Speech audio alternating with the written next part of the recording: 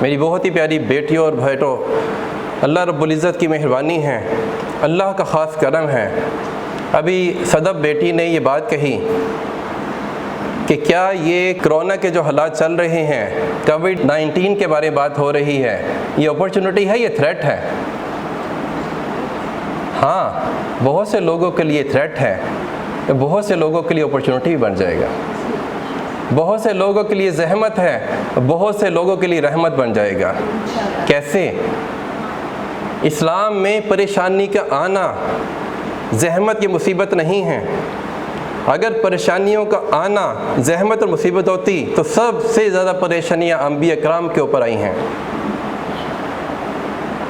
اس پریشانی میں جس شخص نے شراب پینا چھوڑ دی، جس شخص نے جھوٹ بولنا چھوڑ دیا، جس نے گناہ کرنا چھوڑ دیا، جس نے لوگوں کی غیبت کرنا چھوڑ دی، حسد کینہ چھوڑ دیا، لوگوں کو تنگ کرنا چھوڑ دیا، یتیموں کا مال کھانا چھوڑ دیا، اس نے رجوع اللہ کیا اور اللہ سے معافی مانگ کر اچھا مسلمان بننے کی کوشش کی، یہ کرونا کا دور، یہ کووڈ-19 اس کے لیے بلیسنگ ہے، اس کے لیے رحمت ہے، اس کے لیے اپرچونٹی ہے۔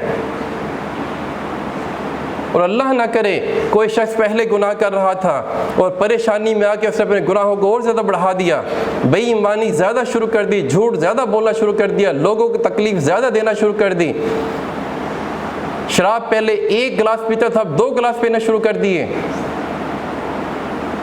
تو جان لیں اسلامی تعلیمات کے مطابق یہ چھوٹی مصیبت ہے، بڑی مصیبت اس شخص کا انتظار کر رہی ہے۔ اللہ مجھے اور آپ کو توبہ کرنے والا بنائے، اچھا مسلمان بنائے، ہر حال میں اللہ کی رضا پہ راضی ہونے والا بنائے۔ میری پیاری بیٹی اور بیٹوں، ایک بات یاد رکھنا، جب ایمان مفصل پڑھتے ہیں تو ہم 7 چیزوں پہ ایمان لاتے ہیں، اس میں ایک چیز تقدیر بھی ہے۔ اگر ہم تقدیر پہ ایمان نہ لائیں تو نا امیدی ہمارے اندر آ جائے گی، جبکہ اللہ نے بہت کھول کے قرآن بیان فرما دیا کہ مسلمانوں کو چاہیے کہ وہ اللہ سے نا امید نہ ہوں۔ نا امیدی کو کفر کہا گیا ہے۔ ہر حال میں مسلمان اللہ سے پر امید رہتا ہے، ہوپ فل رہتا ہے، اچھی امیدیں رکھتا ہے۔ آپ یقین جانیے، جو پریشانی میں جب اللہ کے سامنے انسان آنسو بہاتا ہے، 2 نفل صلاۃ التوبہ، 2 نفل صلاۃ الحاجت پڑھ کر اللہ کے سامنے روتا ہے، سب سے قیمتی لمحات ہوتے ہیں اس انسان کی زندگی کے، جب اس کی آنکھوں سے آنسو نکل رہے ہوتے ہیں اور وہ سجدے میں گرا ہوتا ہے۔ جتنا پیارا اللہ کو اس ٹائم اپنے بندے کے اوپر آتا ہے، شاید کسی اور موقع پہ آ رہا ہو۔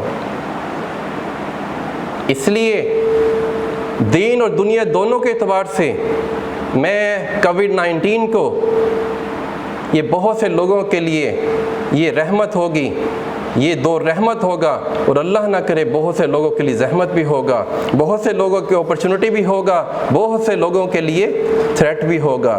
میں کچھ دنیا کے بارے میں بھی آپ کو بات کر دوں کہ جو لوگ اللہ کی رضا پہ راضی ہو کر کہ اللہ کی طرف سے لکھا ہوا تھا کہ یہ بیماری آنی تھی، یہ حالات آنے تھے، ہم اس کو ایڈمٹ کریں، ہاں مشکل ٹائم ہے، اور پھر اس چیلنج کو قبول کر کر، چیلنج اٹینر بن کر، اپنی کیپیسٹی کو بلڈ کرتے ہوئے، کانکر دا لمٹس کرتے ہوئے، آؤٹ آف دا باکس جا کر پہلے سے 10 گنا زیادہ اٹیمپٹ کریں، ایفرٹس کریں، ہارڈ ورک کریں۔ یہ تھریڈ آپ کے لیے اپرچونٹی میں انشاءاللہ اللہ کنورٹ کر دے گا، کیونکہ اللہ کا وعدہ ہے کہ جس چیز کی آپ کوشش کرو گے وہ چیز آپ کو دنیا میں ضرور ملے گی۔ اور یہ میں دیکھتا ہوں کہ اللہ کی جو سنت ہے صرف مسلمانوں کے لیے نہیں ہے، دنیا میں غیر مسلم کے لیے بھی ہے۔ اس لیے بہت سے لوگ پریشانی میں ہاتھ پاؤں مارنا چھوڑ دیتے ہیں۔ ریئل ایفیشینٹ پرسن کون ہوتا ہے؟ ریئل ایفیکٹو پرسن کون ہوتا ہے؟